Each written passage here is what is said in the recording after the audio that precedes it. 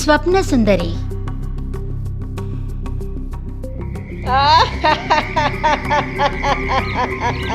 రాజా విక్రమార్క, నువ్వు ఇచ్చిన మాట తప్పని వాడవు.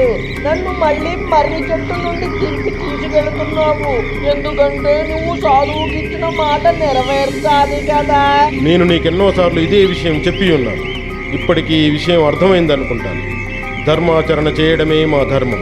సరే సరే మహారాజా, నేను నీకు ఇంకొక కథను వినిపిస్తాను.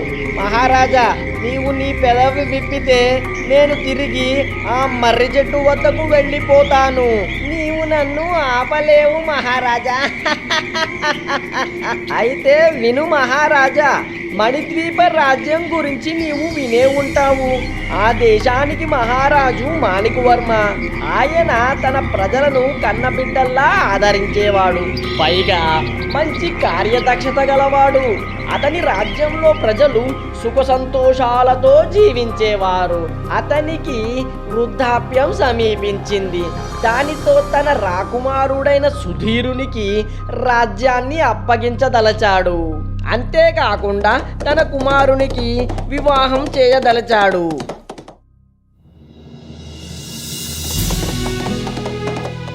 నాయనా సుధీరా, ఈ చిత్రపటాన్ని చూడు. తండ్రి గారు, ఎవరిది ఈ చిత్రపటము? ఇది రత్నగిరి రాకుమారి రత్నప్రభ చిత్తరువిది. మేము ఈమెను నీ జీవిత భాగస్వామిగా ఎంపిక చేశాం. నీవు ఈమెను వివాహమాడి మణిద్వీప రాజ్యాన్ని పరిపాలించు. మీ ఆజ్ఞను పాటిస్తాను తండ్రి గారు. సుందరి, నేను నీ స్వప్న సుందరిని. స్వప్న సుందరి, రా, నా దగ్గరకు రా, నా చేరువుగా రా.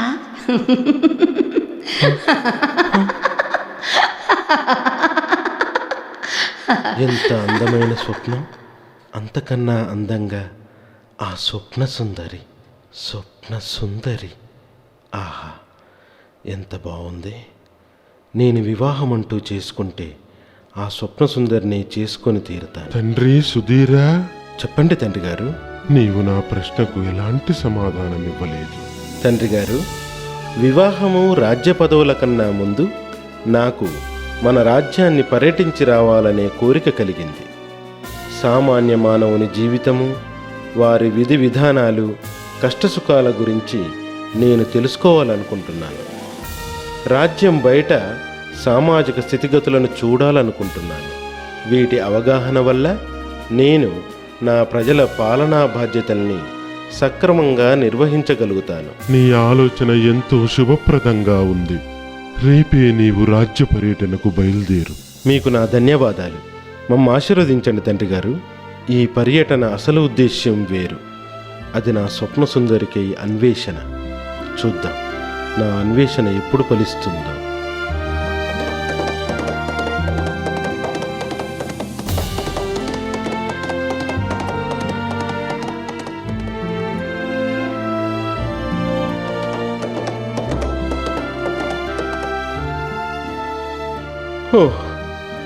ఆ స్వప్న సుందరి అన్వేషణలో నా ప్రయాణం మొదలయ్యి 2 నెలలు కావస్తోంది. కానీ ఆమె జాడ ఇంతవరకు కానరాలేదు. అయ్యో, నేనిప్పుడు ఏం చేయాలి? నా తక్షణ కర్తవ్యమేమిటి?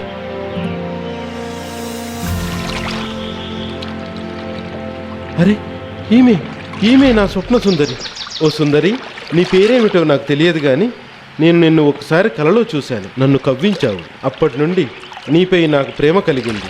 ఓ స్వప్న సుందరి, నీవు నన్ను వివాహం చేసుకోగలవా? నాన్నా, నాన్నా, రక్షించండి! అయ్యో, ఎవరైనా నన్ను రక్షించండి! రక్షించండి!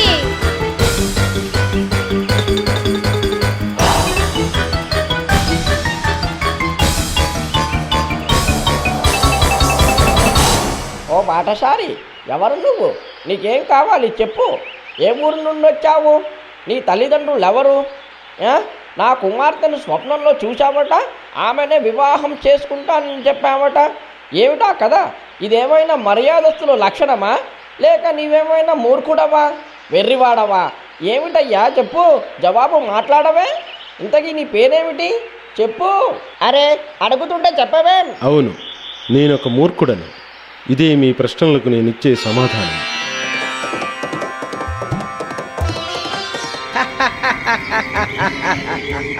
రాజా విక్రమార్క, రాకుమారుడు సుధీరుడు ఎంతో కష్టపడి తన స్వప్న సుందరిని అన్వేషించి గుర్తించాడు కదా. మరి యువతి తండ్రి అడిగిన అన్ని ప్రశ్నలకు సమాధానంగా నేనొక మూర్ఖుడను అని ఎందుకు జవాబిచ్చాడు? సుధీరుడు తన వాస్తవిక పరిచయాన్ని తెలిపి స్వప్న సుందరిని వివాహము చేసుకోవచ్చు కదా. మరి రాకుమారుడా పని ఎందుకు చేయలేదు? రాకుమారుడేమైనా నిజంగా మూర్ఖుడా? నాకు తెలుసు మహారాజా, నీకు నా ప్రశ్నలకు సమాధానం తెలుసునని. నీవు సరి అయిన సమాధానం ఇచ్చినట్లయితే నా స్థావరానికి నేను తిరిగి వెళ్ళిపోతాను.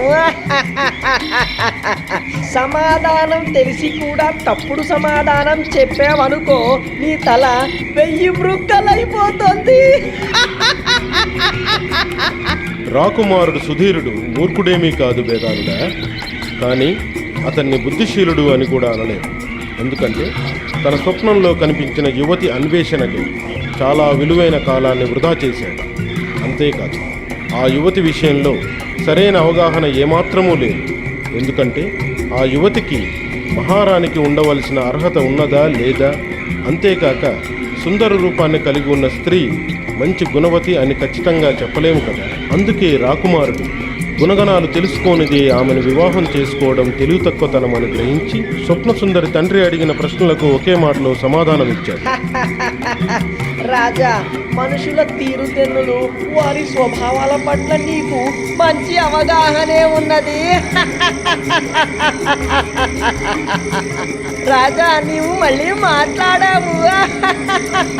నేను ముందే హెచ్చరించాను కదా మహారాజా, నీవు తిరిగి మాట్లాడితే నేను నా స్థావరానికి ఎగిరి వెళ్ళిపోతానని.